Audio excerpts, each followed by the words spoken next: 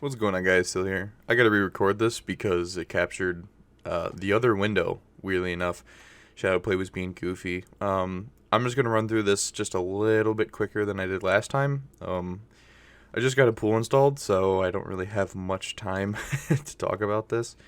So I gotta get going on this. But anyways, um, the Sea Vixen is coming to the game, as everyone pretty much knows from the leak that was happening on Coob, or however you say it, Coob. Cob, corn on the coob. I don't know.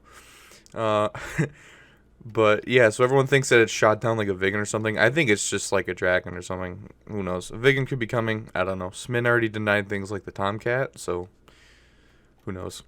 But yeah, I'm assuming we're gonna get rank 7 aviation this patch, or maybe just a little bit of glimpse at it, or they're gonna fill in rank 6 in preparation for rank 7, because they have confirmed that the F-15 would be, it was passed to the developers a couple of months ago, maybe half a year ago, I don't even remember now. But so we know that that's coming. But I just want to run through the Sea Vixen real quick. In comparison to the F5C and the SU7 BMK that I've already looked at, this is not rank 6, but it's a rank 5 premium. So the glorious Sea Vixen is a premium, guys. All the T-boos out there. It's not going to be in tree. No, that's it's not going to be after the Sea Venom or something. No, it's going to be a premium. The Phantoms, those will remain a tree, but Sea Vixen, premium. um, yeah. So what this thing has to deal with is it's not going to be as efficient in researching rank 7. It has no guns, no afterburner, and it's a big target. Okay. It gets a decent assortment of ordnance. You get 4 red tops, which, if you've played the Lightning, you'll know that the red tops are actually pretty decent. However, at the Lightning's tier, they're just a little bit weaker. But considering that this is going to be rank 5 and not rank 6, that means that its battle rating perhaps might be around 9.0, 8.7, 9.3. I would say at most 9.3, considering it's only about 1,000 kilometers of speed. And yeah, Britain's getting cucked again.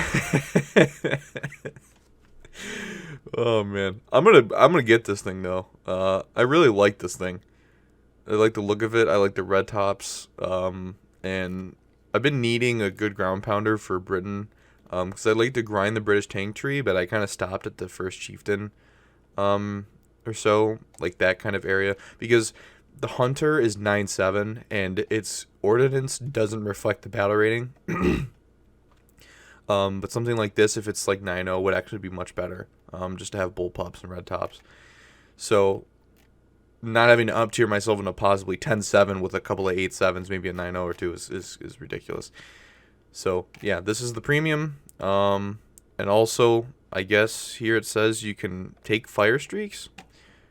So I wouldn't take those. I would take the red tops, honestly. I've not messed around with fire streaks. I have not played the javelin, so I don't know how those missiles perform.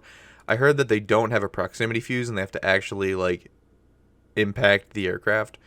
I don't know their G tolerance. I could probably look them up in game later, but I would just prefer red tops. I know what they perform like, and I know what they do to unsuspecting subsonics. I don't know if this thing is going to get an air spawn. If they consider it an attacker, I think they're just going to consider it a fighter, because, I mean, it's basically a fighter just without a gun. But yeah, at some point in time, there was like a point in history where they all thought guns were going to be complete trash and missiles were the future. Today, missiles are kind of the future, but everyone has a gun on backup because of what they learned, especially the Americans learned in Vietnam. When you can have 8 missiles, but it doesn't matter when the target is slightly turning and your technology is so primitive that it won't hit the target and has a terrible hit rate. So this is kind of that area in aviation where that was a thing, like, you know, the 1950s, like around 1955-ish, 1954, 1955, all the way up to, like, you know, the mid to late 60s, where they were like, yeah, we don't need guns, and then Vietnam happened. They were like, oh shit. So yeah, this is going to be a cool plane. You get to carry bullpups, just a pair, not 4. Just 2 bullpups. You can carry some snebs, some RP3s. RP3s are probably better than snebs if you know how to aim them. I think snebs, honestly, are just complete junk, and they're really not accurately represented in War Thunder, because you'll hit a tank sometimes, and you'll watch it penetrate, and you'll watch it go right through a dude in the tank, and you're just kind of like, okay. So, and you can carry some 1,000-pound bombs. So, here we have 4 red tops, 4, I assume those are the British Modern 1000s. Might be 500s, I don't know. I have no idea. These are snebs, and this is like a mixture. 2 sneb pods, 2 bullpups. I honestly would just take, where's the other picture? 2 red tops and 2 bullpups. That's enough in ground battles to get 2 kills. If there's a plane up, you shoot it down with a red top, and then you go back to base, rinse and repeat. So, real quick, I just want to make this comparison to the SAB 105 OE. The SAB 105 OE was supposed to get 2 AIM-9Js or RB-24Js, AIM-9Ps, whatever. They're basically the same freaking missile. And it didn't, because it was going to become a plane at a low battle rating and not a high battle rating. So everyone was kind of like, well, that's going to be really OP. And it's like, okay, but just make it like a 9.0, 9.3 premium. I mean, Sweden is already a nation that attracts more veteran, seasoned players, and really is an unorthodox play style for the most part up until top tier, where you're basically just playing Germany 2.0.